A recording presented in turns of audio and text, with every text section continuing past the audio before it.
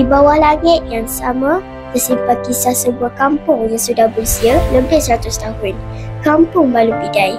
Di sinilah generasi dahulu menanam keringat, membina kehidupan dan meninggalkan warisan yang penuh makna. Di hadap langit, di situ ditatang.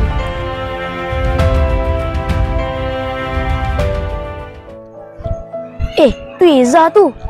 Dia buat apa kat sini? Izzah, kenapa awak terbenung? Memanglah saya terbenung. Yelah, kenapa? Cerita dia macam ni. Masa saya hantar pentas tu nak ambil Johan dari Cili hari tu, ramai orang ketawa sebab sebut nama sekolah kita, SK Balung Bidai. Sama je macam awak. Agaknya sebab nama sekolah kita ni pelik bagi mereka. Tapi saya rasa mesti ada maksud istimewa. Betul tu. Jom kita cari tahu asal-usul kampung kita ni. Jom. Izzah, sinilah. Tu Pak Harun lah. Assalamualaikum Pak Harun. Waalaikumsalam. Marilah. Kawan-kawan, inilah Encik Harun bin Hashim. Beliau adalah anak jati di kampung Balung Bidai. Betul tu kawan-kawan. Pak Roy, dari mana dia datang kampung Balung Bidai?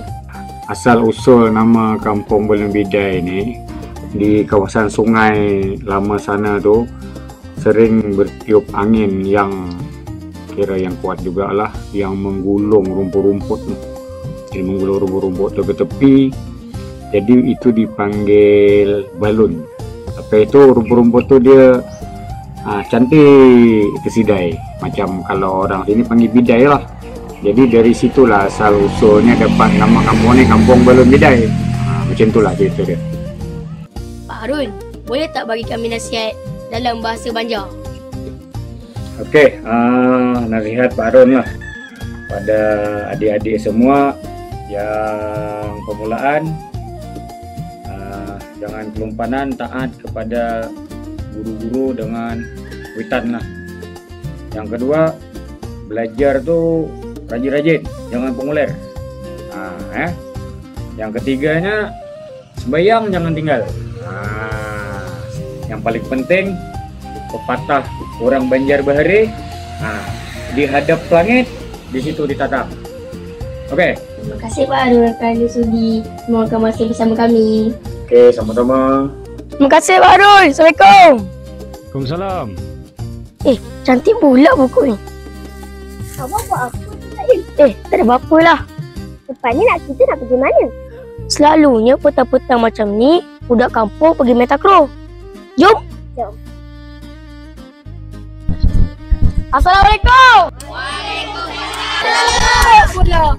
Nasib baik tak kena.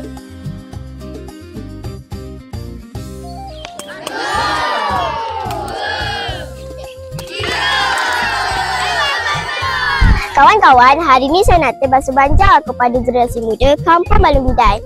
Dah sedia ke belum? Dah. Saya. Aku. Awak. Kami. Tidur. Uring. Pergi. Alah, tak tahulah pas-pas. Pergi. Pulang. Kerja. Bagaimana?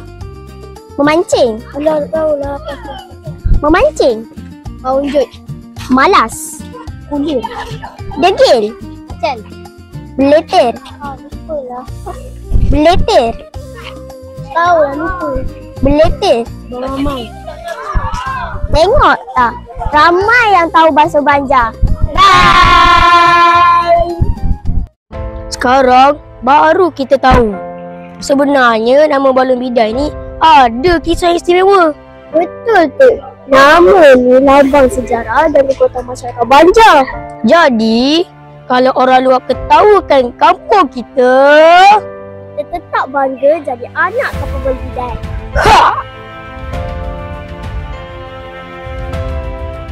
Inilah kisah kami. Kisah sebuah kampung yang kecil yang penuh makna besar. Kampung Balung Bidai, tempat lahirnya warisan Banjar yang akan terus kami jaga selamanya. ya, selamanya. Di hadap langit, di situ ditatang.